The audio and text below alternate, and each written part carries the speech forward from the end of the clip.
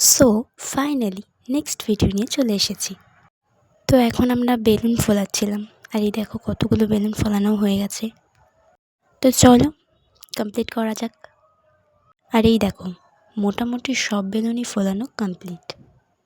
চলো birthday গার্লকে ready করি। আর ওকে দেখেই বোঝা যাচ্ছে ও কতটা খুশি।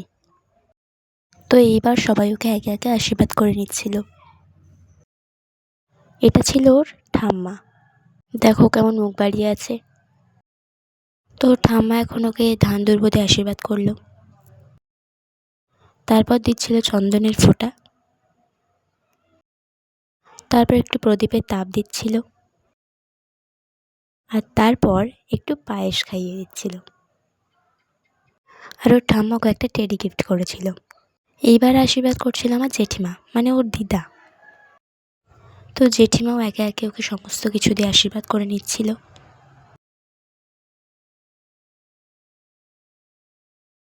এরপর জেঠিমাও একটু ওকে পায়েস খাইয়ে দিচ্ছিল।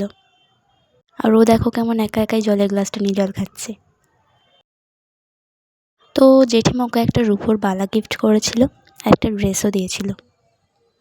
ইনি হলেন ওর পিসেমশাই, ওকে একটা রূপোর হার গিফট করেছিল। এটা হলো ওর জেঠু।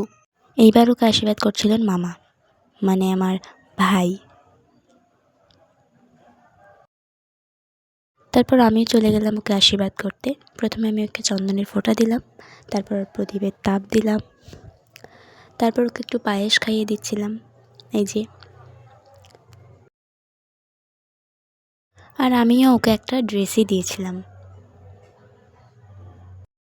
এরপর এসেছিল ওর দাদা, মানে ওর পিসির ছেলে, আর এটা ছিল ওর নিজের দাদা। তো ওর দাদা ওকে একটু পায়েস খাইয়ে দিচ্ছিল।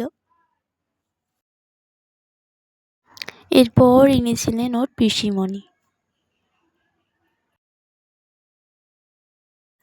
আর এটা ছিল ওর বাবা, মানে আমার জামাইবাবু।